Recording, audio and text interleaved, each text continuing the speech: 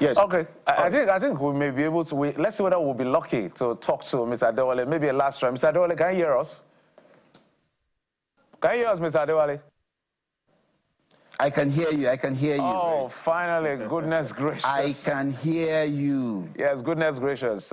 Thank you. Well, we've been trying to get you. I don't know how much time we have left, but let's allow you say what you, why we invited you here. Resolution brokered. Finally, peace at last. Help us walk through how we got here and how does the union intend to be certain that because of this decision that the refinery will not victimize those who choose to unionize. Can you hear me, please? Yes, I can hear you. You're not hearing me. Did you? Yeah, I can hear you, but can you hear us? Good, good, good. Thank you very much. Did you get my question, Mr. Adewale? All right, okay. I don't think we may be able to have this conversation just yet, but we'll take a quick break, and when we come back, we'll switch gears to talk to the people from Oron-Shoki as far as that demolition is concerned, and if we can catch Mr. Adewale back, maybe sometime at the end of the program, we'll do that. But stay with us, we'll be right back.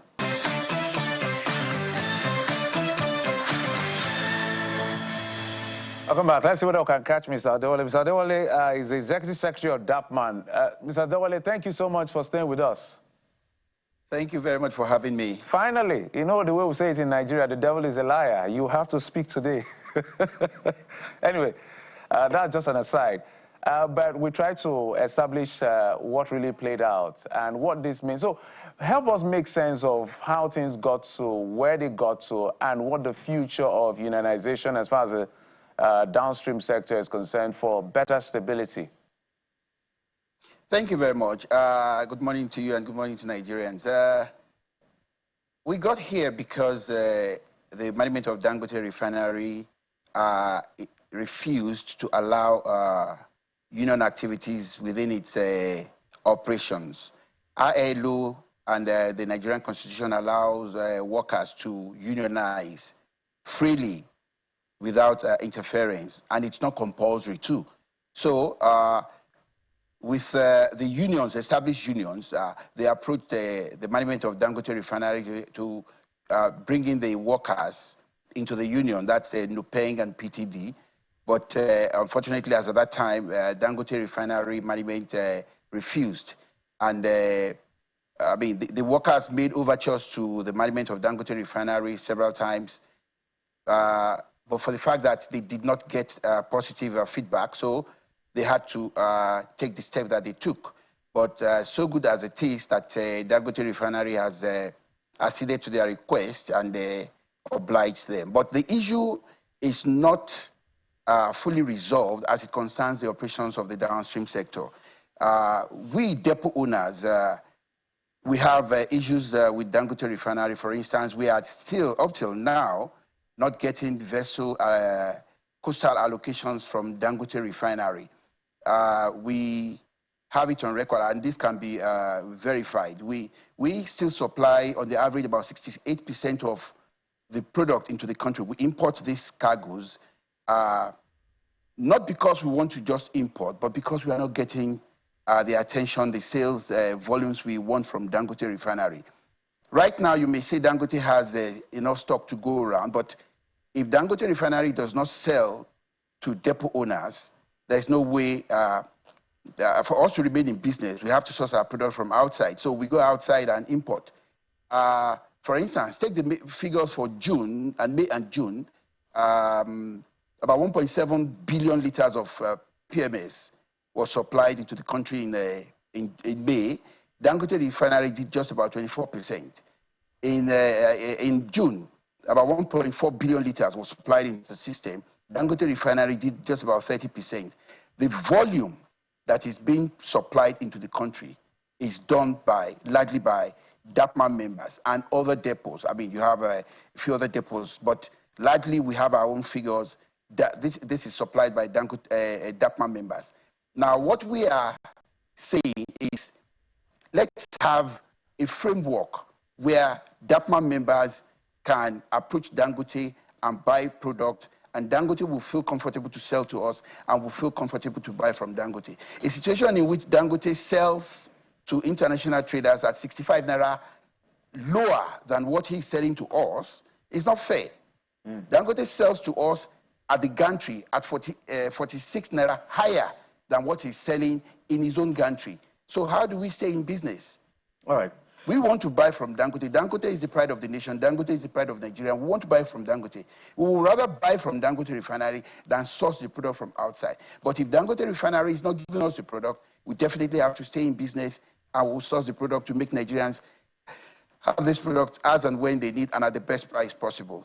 Mr. Adewale, it's interesting some of the revelations you're making. I mean, because this tells perhaps why we have gone through this lane for many, many years. You know, perhaps it tells of the sort of, I'm not sure if I can use the word, the cabal, the corruption that plays on in the oil and gas sector. But I'd like to take you up on one of the resolutions reached at that meeting last night. It says that the process of unionization shall commence immediately and be completed within 2 weeks. That's September 9 to 22nd.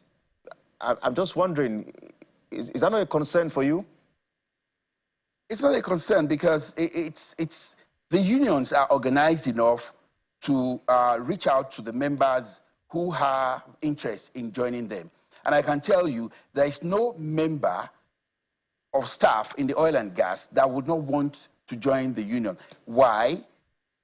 The union takes care of their welfare. They have what they call collective bargaining, which is done, every 2 years. This is a system which allows workers, the unions, to talk to management, review staff salaries, review their allowances. There is no worker that would not want to be able to join a union that would do that for them. You as a staff alone cannot go and face your management and ask for a salary review, but the union would do that for you. So it's something that could be achieved. Those who set the timelines know that it is achievable, and that is why it's been set, so that everybody is kept on their toes to comply.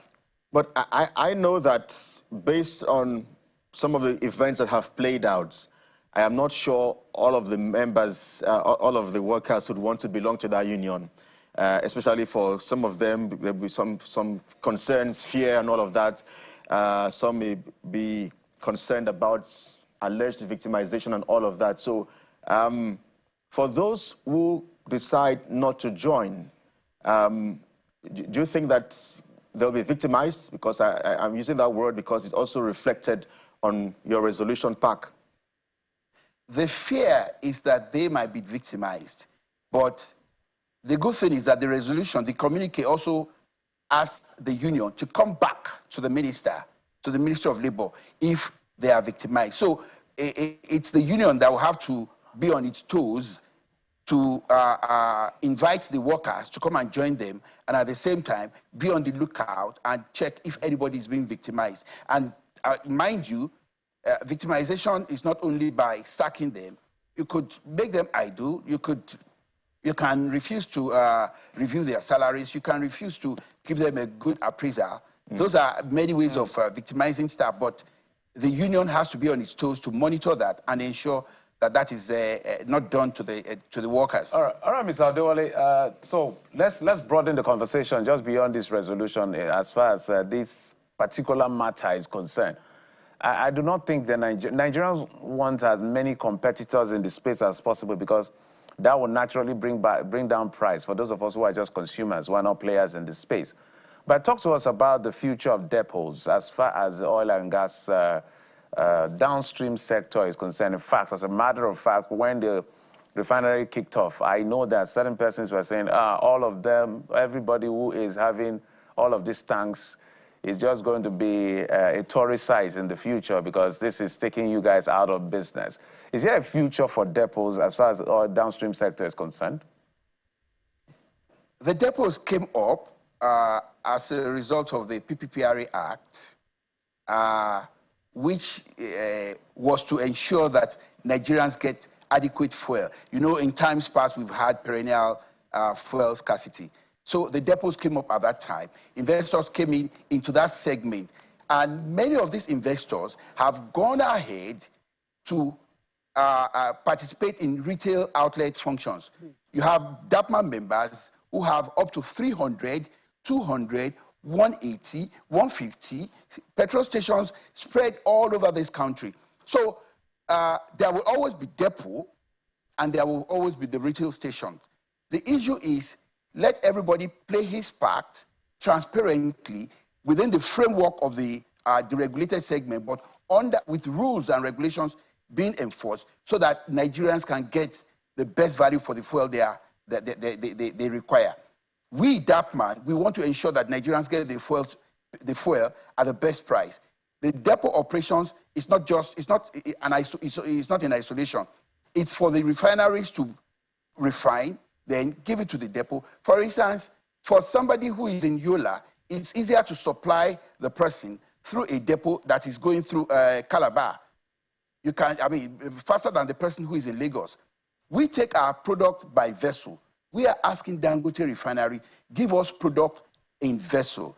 And the irony is that, the unfortunate thing, a point I must note here is that even when Dangote refinery gives us the product in vessel, they would insist that we must take 25% of such cargoes through their gantry. You cannot load all the stations in Nigeria from Lekki refinery. It is not feasible. Imagine the traffic that used to be at Ejibo depot when that depot was functioning. Now translate, look at the humongous volume that is supposed to be loaded. Dangote refinery is estimated to be able to load 2,900 trucks per day. Imagine 2,900 trucks loading from Dangote and leaving Lekki to go to all parts of the country. The wear and tear on the road. We are saying, let's do our part. We receive our cargoes by vessel, give it to us at a good price, so that we receive our cargoes by vessel in our various depots. We have depots in Ijegun, we have in Ibarafo, we have in Calabar, we have in Port Harcourt, we have in Warri, we have in Saple, we have in Ife-Ekporo, all over the country. DAPPMAN members have these depots scattered all over. We want to be able to give the product. We have over 1,600 stations nationwide. We can't load to our own stations only from Dangote refinery. All right, Mr. Adewale, yes. I think your point is, yes. In the southwest. Yes. There's no problem about that. Yeah. But even at that, they may want to plan their product and their schedule from their own depot. So, all right, Mr. Adewale, I think you made your point. You made your point quite strongly, and I think it's a good place and a fine place to leave it. As far as this sector is concerned, I'm sure there's going to be continuous refining to ensure that everybody survives. Because, as I said, it looks like a game of survival. But for us who are consumers, it's good the battle is good so that if prices come down, but everybody who is on the table should also be having a piece of the pie, one way or the other. I must thank you so much, and for your patience as well. Thank you so much, Ms. Adewale, for coming on the program. Femi Adewale is the Executive Secretary of DAPPMAN. Thank you, sir, for coming on the program. We appreciate you. Thank you.